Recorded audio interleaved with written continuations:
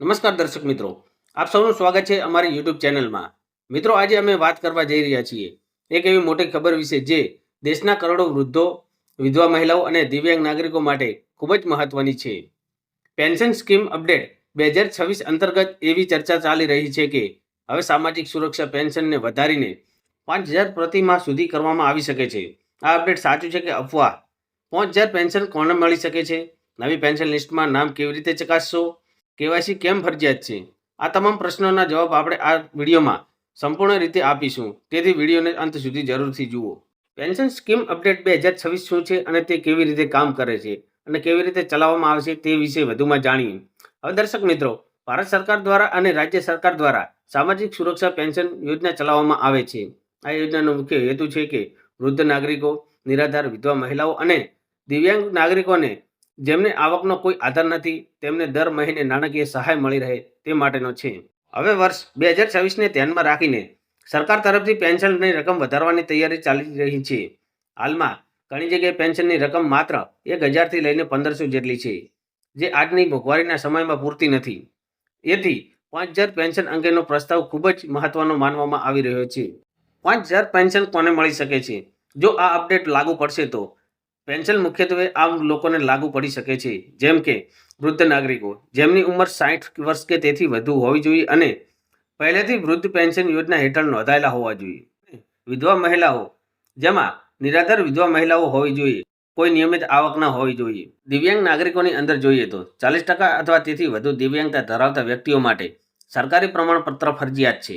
હવે મહત્વની વાત એ છે કે આ પેન્શન નવા લાભાર્થીઓ કરતાં પહેલેથી નોંધાયેલા લાભાર્થીઓને પ્રાથમિકતા આપી શકે છે. હવે દર્શક મિત્રો, પ્રશ્ન એ ઊભો થાય છે કે શું 5,000 રૂપિયા પેન્શન દેશભરમાં લાગુ થશે કે નહીં? હવે દર્શક મિત્રો, અહીં એક મહત્વપૂર્ણ સ્પષ્ટતા સમજાવવી જરૂરી છે. આવનારા સમયમાં 5,000 પેન્શન દેશભરમાં લાગુ થવાની સત્તાવાર જાહેરાત થઈ શકે છે, પરંતુ અમુક રાજ્યોમાં સરકારો પેન્શન રકમ વધારી રહી છે. બજેટ 2026માં સામાજિક સુરક્ષા પર ધ્યાન અપાઈ રહ્યું છે અને મોંઘવારી વધતા પેન્શન વધવાની માંગ તેજ બની છે. એથી આવનારા સમયમાં કેન્દ્ર અને રાજ્ય સરકાર દ્વારા સત્તાવાર જાહેરાત થવાની સંભાવના છે. હવે દર્શક મિત્રો, નવી પેન્શન લિસ્ટમાં નામ કેવી રીતે ચેક કરવું તે વિશે વધુમાં જાણીશું.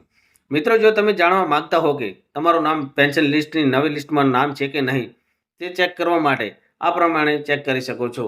તમારા રાજ્યના સોશિયલ વેલફેર પેન્શન પોર્ટલ પર જાઓ અને બેનિફિશરી લિસ્ટ અથવા પેન્શન સ્ટેટસ વિકલ્પ પસંદ કરો.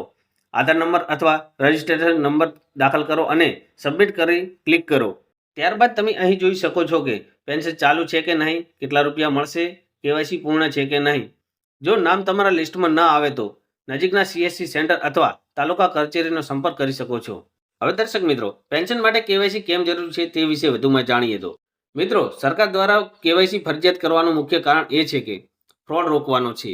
દર્શક મિત્રો, કેવાયસી માટે આધાર કાર્ડ બેંક સાથે લિંક હોવું જોઈએ અને મોબાઈલ નંબર અપડેટ હોવો જોઈએ. તેમાં જીવન પ્રમાણપત્ર એટલે કે લાઈફ સર્ટિફિકેટ જરૂરી છે.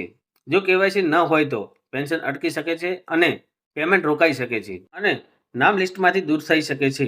એથી તમામ લાભાર્થીઓને સલાહ છે કે સમયસર કેવાયસી અપડેટ કરી લો. દર્શક મિત્રો, આપ સૌને અમારી ચેનલ તરફથી મહત્વની સૂચના આપવામાં આવે છે કે કોઈને પણ પૈસા આપીને ફોર્મ ન ભરાવશો અને ફેક કોલ અથવા મેસેજથી સાવધાન રહો.